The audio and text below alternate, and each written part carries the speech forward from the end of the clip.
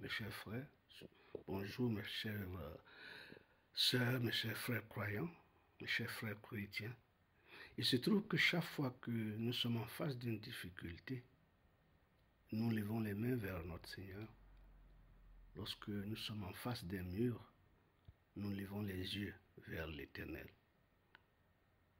Oui, c'est ce que nous avons à faire. Lorsque nous avons besoin de travail, nous nous adressons à lui.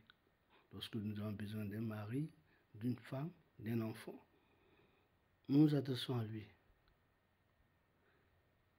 Et dans sa grande bonté, dans son grand amour, il exauce nos prières selon son bon vouloir, bien sûr. Et nous nous réjouissons en face de toutes ces grâces, de tous ces miracles qu'il fait pour nous. Mais il y a une chose que je voudrais rappeler à chacun d'entre nous. Il dit lui-même qu'il fait tomber sa pluie sur les bons comme sur les méchants. Donc, s'il exauce notre prière, ça ne fait pas de nous forcément des bons ou de bonnes personnes ou de bons croyants. S'il exauce notre prière, ce n'est pas pure grâce, comme on le dit. Ça ne fait pas de nous des enfants de Dieu. Parce que le Seigneur a exaucé nos prières, ne fait pas de nous des enfants de Dieu. Ce qui fait de nous les enfants de Dieu, c'est notre ressemblance avec notre Créateur. Ce qui fait d'un lionceau l'enfant d'une lionne, c'est sa ressemblance avec la lionne. Ce qui fait d'un chaton l'enfant d'une chatte, c'est sa ressemblance avec la chatte. Je peux multiplier les exemples à l'infini. Donc, ce qui fait de nous des enfants de Dieu, c'est notre ressemblance à notre Seigneur. On nous dit que Dieu est esprit et Dieu est amour. Donc, si nous ne ressemblons pas à Dieu, à notre Père, par notre manière d'aimer, alors nous ne sommes pas les enfants de Dieu. Si nous ne sommes pas miséricordieux comme notre Père est miséricordieux, nous ne sommes pas des enfants de Dieu, quelle que soit la religion, l'église que nous fréquentons. Donc ce qui fait de nous des enfants de Dieu, c'est tout simplement notre ressemblance avec notre Créateur, dans notre manière d'aimer, dans notre façon de partager, dans notre manière d'apporter la paix, la joie autour de nous. C'est ce qui fait de nous des enfants de Dieu. Mais il y a une autre question que je voudrais poser à chacun d'entre nous. Il se trouve que quelqu'un vient nous voir pour nous demander des services. À chaque fois que cette personne vient, nous essayons de notre mieux de satisfaire cette personne-là. La personne vient plus d'une fois et assez souvent nous solliciter. Et nous faisons notre effort.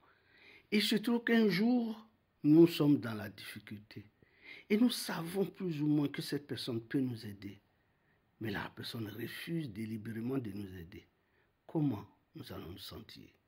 Frustrés, floués, abusés.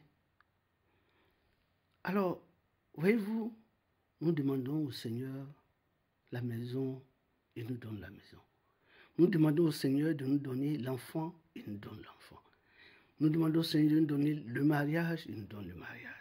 Nous demandons de lui donner pour ceux qui sont à l'étranger les papiers, il nous donne les papiers. Mais le Seigneur s'adresse à nous pour une seule chose et nous refusons de la lui donner. Le Seigneur nous demande simplement d'aimer notre prochain et nous refusons d'aimer notre prochain. Nous refusons de pardonner à notre prochain. Nous refusons d'être miséricordieux avec notre prochain. De vous à moi. Croyez-vous que cela est admissible? Non. Il nous donne tout ce que nous lui demandons. Il nous a donné le souffle, il nous a donné ceci, il nous a donné cela. S'il vous plaît, pour que nous ressemblions à notre Père Céleste, aimons-nous les uns les autres. Et c'est la recommandation que le Seigneur Jésus-Christ lui-même, il a faite à ses disciples. Il dit, on ne reconnaîtra que vous êtes mes disciples qu'à condition que vous aimiez les uns les autres.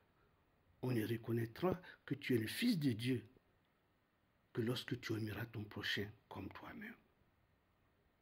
Mes frères, mes sœurs, rien n'est facile.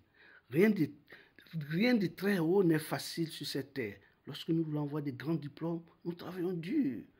Lorsque nous voulons avoir la promotion dans notre travail, nous travaillons dur. Alors s'il vous plaît, ne pensons pas que aimer son prochain et accéder au royaume des cieux sera quelque chose de facile. Mais si nous ne travaillons pas, si nous ne prenons pas la décision de travailler à cela, mes chers frères, nous n'aurons aucun résultat. Voyez-vous? Donc travaillons à vouloir aimer notre prochain. Travaillons à vouloir être miséricordieux avec notre prochain. C'est cela qui est agréable au Seigneur. C'est cela qui fera de nous des enfants, des fils du Très-Haut. Et chaque fois que nous marchons dans ce sens, nous ferons la joie de notre Créateur. C'était mon partage d'aujourd'hui, mes chers frères et sœurs. Que l'Esprit de Dieu, que l'Esprit du Seigneur nous accompagne, qui nous aide vraiment à accomplir cela tout au long de notre vie. Amen.